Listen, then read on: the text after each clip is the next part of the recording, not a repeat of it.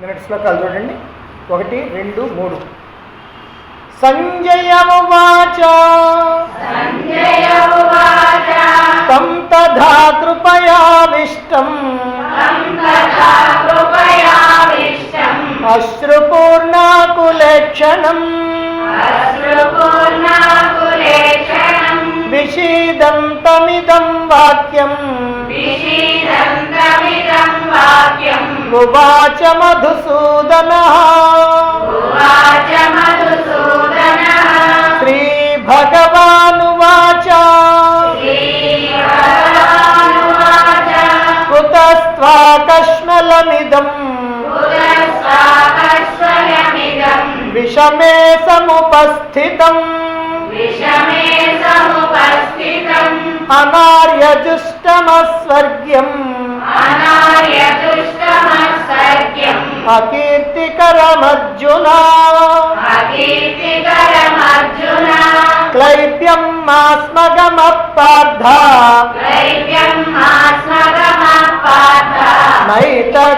నైతత్వయుపపద్యతే క్షుద్రం హృదయ దౌర్బల్యం త్యక్త్వోత్తిష్ఠ పరంతప. విషాదంలో మునిగిపోయి రథం వెనక బాగా ఉన్నటువంటి రథోపస్థంలో కూర్చున్నటువంటి యుద్ధ విముఖుడైన అర్జునుణ్ణి మళ్ళీ యుద్ధోన్ముఖుణ్ణి చేయటానికి కంకణం కట్టుకున్నాడు శ్రీకృష్ణుడు. అందుకే కరుణ చేత ఆవేశించబడి కన్నీటితో నిండినటువంటి నేత్రాలు కలిగినటువంటి మనోవ్యాకులతతో విషాదంతో కూడి ఉన్నటువంటి అర్జునుడితో మధుసూదనుడు శ్రీకృష్ణుడు ఇదిగో ఇలా తారాజువ్వల వంటి పోటు మాటలతో పిడుగుల వర్షం కురిపిస్తున్నట్టుగా సురుకు ముట్టిస్తూ ఇలా అంటున్నాడు, అర్జున, యుద్ధానికి సిద్ధమై ఉన్నటువంటి ఈ విషమ సమయంలో, ఈ విషమ పరిస్థితిలో ఎలా వచ్చిందయ్యా నీకు ఈ కష్మలం? ఇది ఆర్యులైనటువంటి వాళ్ళకి తగినటువంటిదేనా? స్వర్గభోగాలను ఇచ్చేటువంటిదా లేక రాజ్య భోగాలను ఇచ్చేటువంటిదా?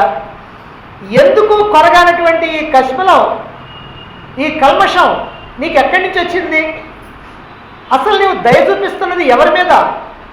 వారు ఏమైనా ధర్మాత్ములా, నీ శ్రేయోభిలాషులా, నీకేమైనా మేలు చేసినటువంటి వారా, లేదా ఈ లోకానికి ఏమైనా మేలు చేసినటువంటి వారా? వారు ఎన్నో దుర్మార్గాలు చేసినటువంటి వారు, మిమ్మల్ని ఎంతగానో పరాభవించినటువంటి వాళ్ళు కదా, మీ రాజ్యాన్ని మోసం చేసి అపహరించినటువంటి వాళ్ళు కదూ. అటువంటి వాళ్ళపైన జాలి చూపించేది లేక నీవింకా విరాట నగరంలో ఉన్నప్పుడు ఎట్లా అయితే అమ్మాయిలకి ఆటపాటలు నేర్పుతూ నపుంసకత్వంతో ఉన్నావో ఇంకా నపుంసకత్వాన్ని మర్చిపోకుండా ఉన్నావా? ఈ హృదయ దౌర్బల్యాన్ని విడిచిపెట్టు. ఈ క్లీబత్వం, ఈ నపుంసకత్వం నీకు శోభనిచ్చేటువంటిది కాదు. నీవు పరంతపుడివి, పరులను తప్పింపజేసేటువంటి వాడివి, శత్రువుల్ని చీల్చి చెండాడగలిగినటువంటి అపూర్వమైనటువంటి శస్త్రాస్త్ర సంపన్నుడైన వీరపురుషుడివి నీవు. లేచి నిలబడు, యుద్ధానికి సిద్ధంగా నీ సధర్మమైనటువంటి యుద్ధాన్ని నీ కర్తవ్యంగా భావించి చెయ్యి, అంతేగాని ఈ నామర్ధ మాటలు మాట్లాడవద్దు అని పిడుగుల వంటి మాటలు మాట్లాడటంతో అర్జునుడిలో పౌరుషం పొడుచుకు వస్తూ ఉన్నది. తమోగుణం తొలగిపోయింది, రజోగుణంలో ప్రవేశిస్తూ ఉన్నాడు.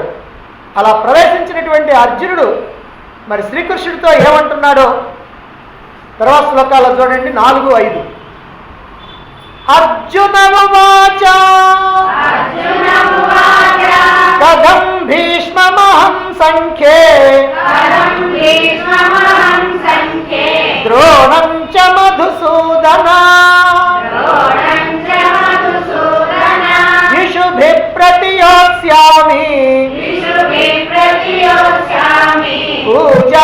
పూజార్హావరిసూదన గురున హత్వా హి మహానుభావాన్ శ్రేయో భోక్తుం భైక్షమపీహ లోకే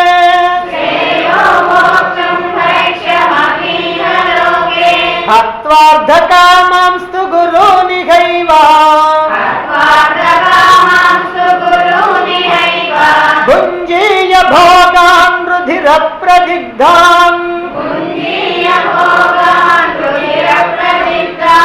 అర్జున ఉవాచ కథం భీష్మమహం సంఖ్యే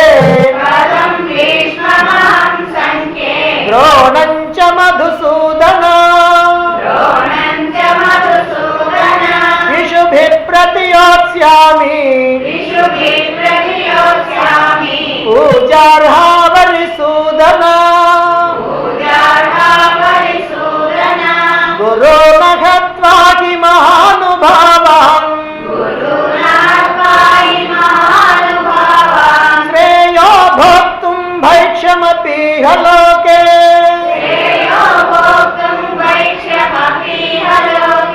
హత్వార్థకామాంస్తు గురోనిహైవ భుంజీయ భోగాన్ రుధిరప్రదిగ్ధాన్.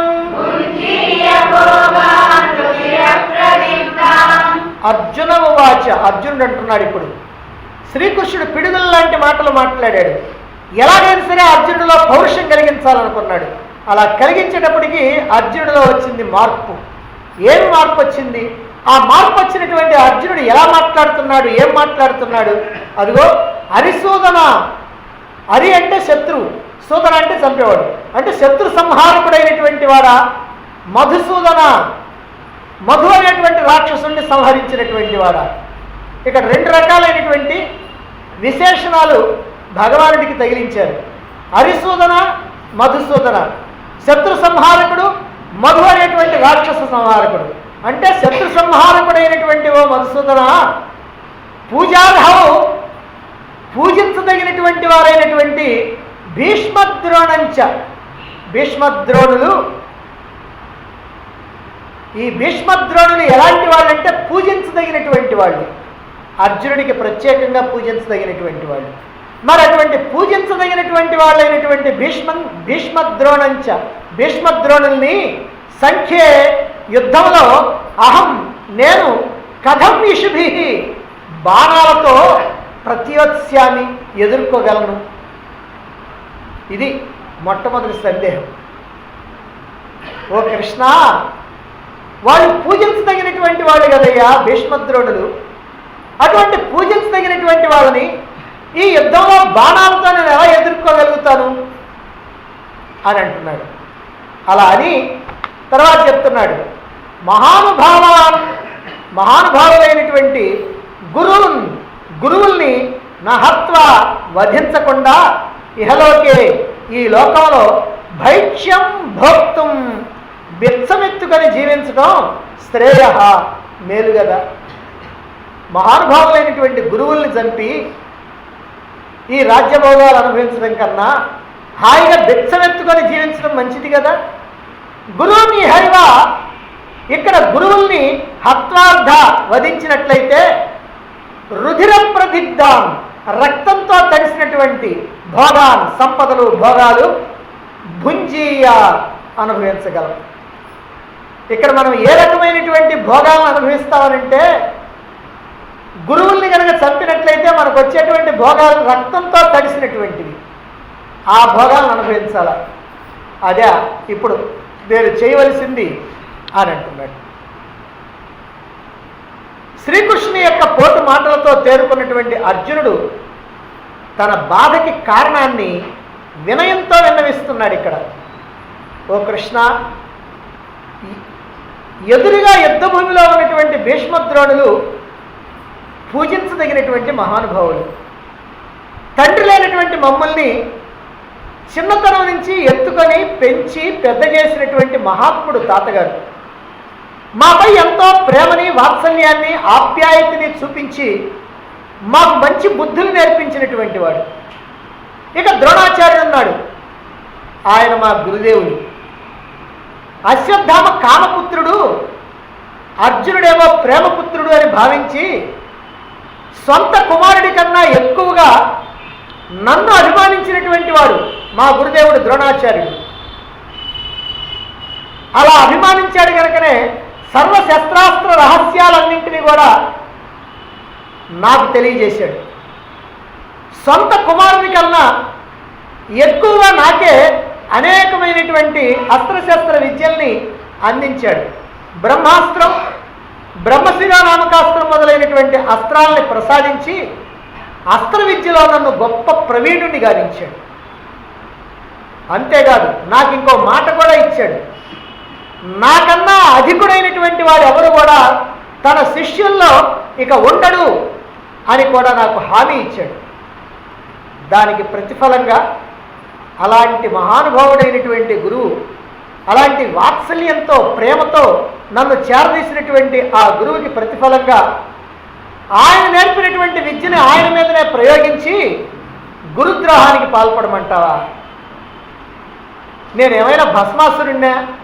వరం ఇచ్చినటువంటి వాడి మీదనే ఆ వరాన్ని ప్రయోగించడానికి, పూలతో పూజించవలసినటువంటి వారిని బాణాలతో బాధించమంటావా?